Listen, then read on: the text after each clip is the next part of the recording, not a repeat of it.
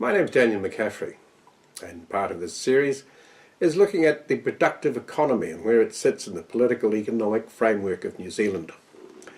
And one of the most important considerations in the political framework is who is going to be the government and what are they going to do to the productive economy, the most valuable thing in the entirety of our society is the productive economy, where everything is made, all services are provided, and all taxes come from the productive economy, the people who work in it, the people who manage it, and the people who invest in it.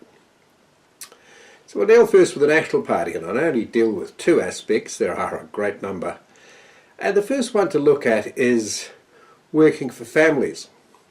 This was brought in for the 2005 election by the Labour government. They were, I think, faced with a political question. How do we get votes from what's called Centre New Zealand from people who are working? We can't offer them increased wages, we don't employ them. So they come up with a tax credit. Now, a tax credit is tax you don't pay. But really, from the government's point of view, and the people who pay those taxes, it's really a payment to those people, because unless you cut spending by the same amount as the tax you're forgiving, then you're really just paying the money out of the state coffers. So approximately $2 billion was paid out in working for families and income tax credit from the productive economy. So how does that work out? What it did was, for the first time, to have the state reach down into the productive economy of various enterprises and endeavours and change the basis of remuneration. People's income depended now not on their work in the productive economy, in their jobs, in their career, in their changes of career, in the building of businesses, but rather in the generosity of the state. And it was to accumulate not an increase in the capital, the productivity, the output, the benefit of the productive economy, but rather to increase the political capital of political parties. Because whilst the Labour Party might have introduced this in the budget of the last government, just being the National Party, working for families was increased, and that accumulated a potential to buy votes. It was completely divorced from the progress, the health, the welfare of the people in the productive economy.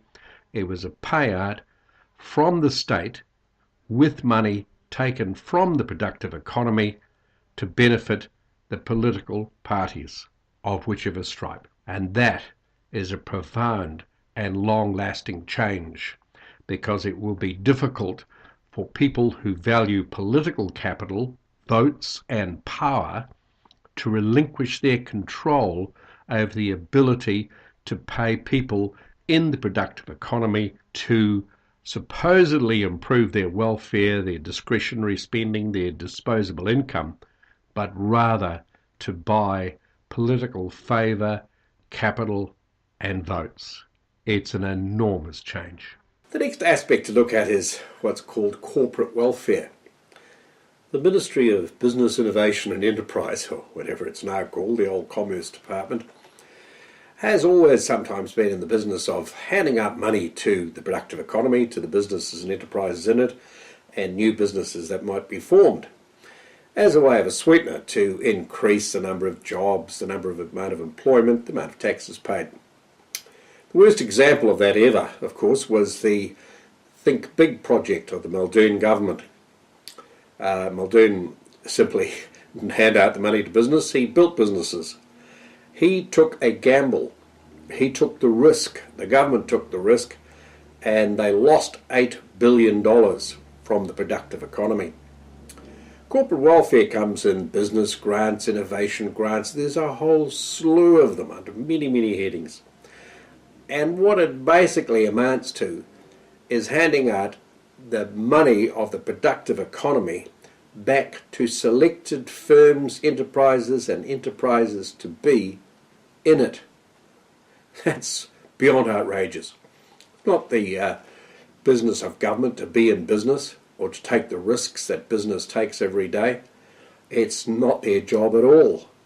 It's a sluice fund, and it's done for political reasons. Everything looks, oh, the government's doing this to create jobs, the government's doing that.